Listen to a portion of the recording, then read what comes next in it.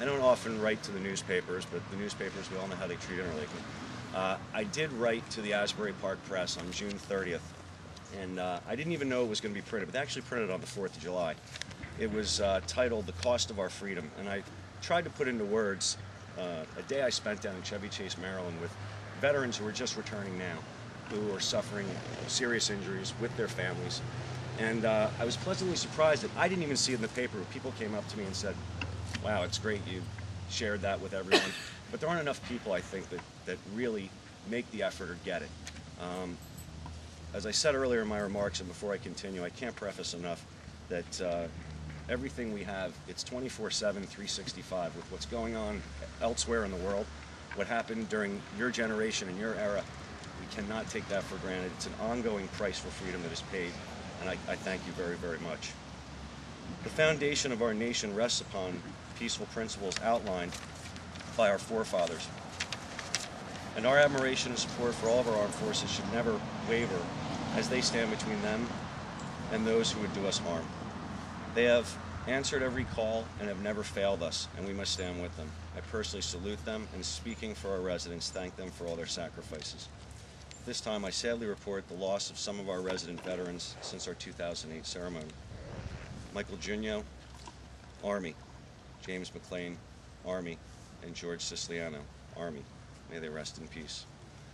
Finally, I will read the names of those 36 current, up 2 more, we identified 2 more, Interlaken residents who served at any time in our armed forces, and ask if they are here to identify themselves so we can gratefully acknowledge your presence. And this is where I promise to say the names slowly. James Amadrudo, Navy. Frank Berlin, Army Air Corps. James Berner, Army. Here.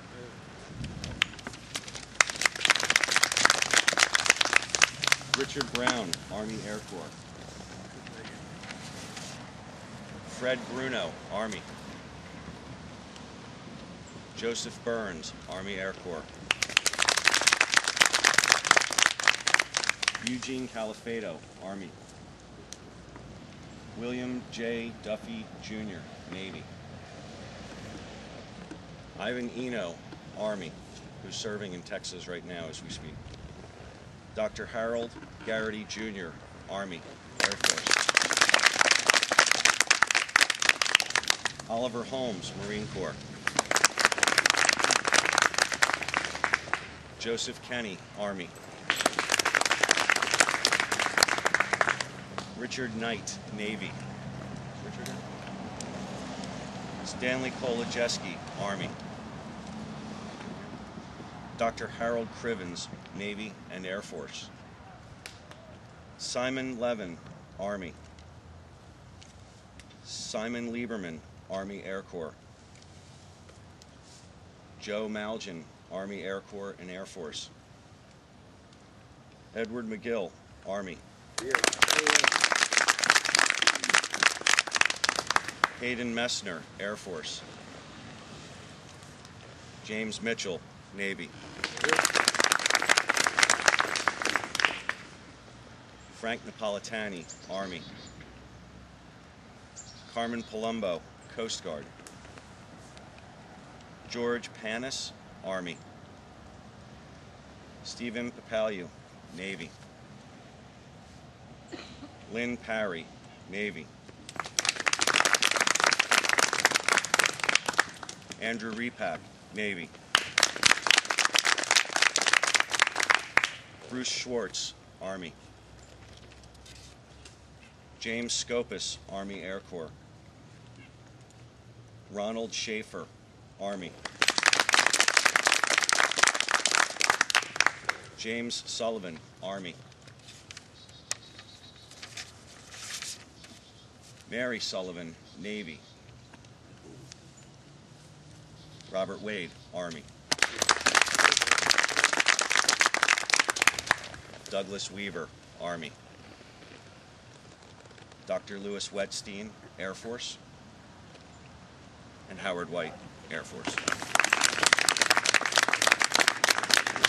May God bless them all, and thank you for your attention.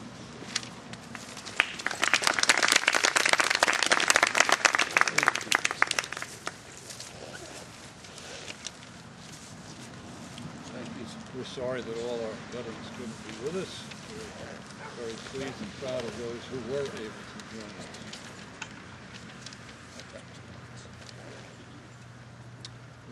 We have switched to a Saturday environment, hoping that this might have drawn more people out than our usual Sunday date, and I think it has. I think it has, and we all appreciate you coming very, very, very much.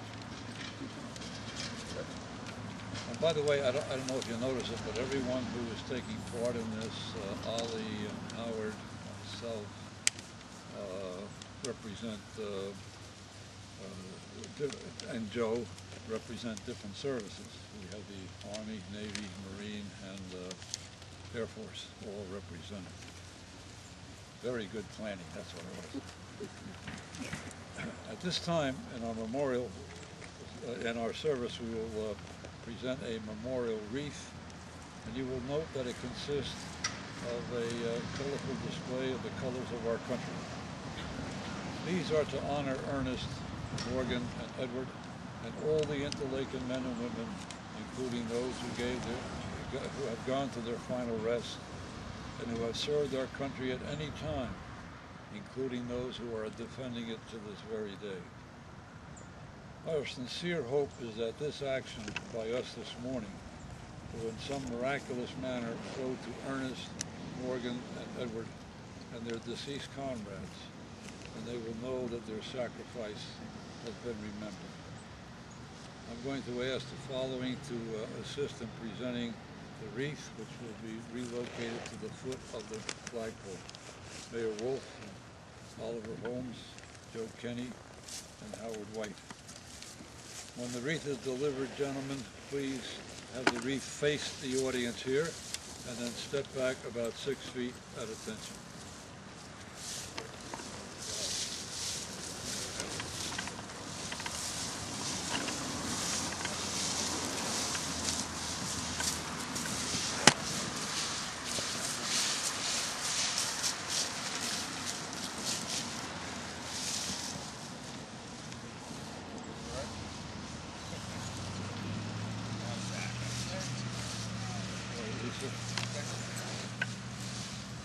Lisa will now lead us with God Bless America.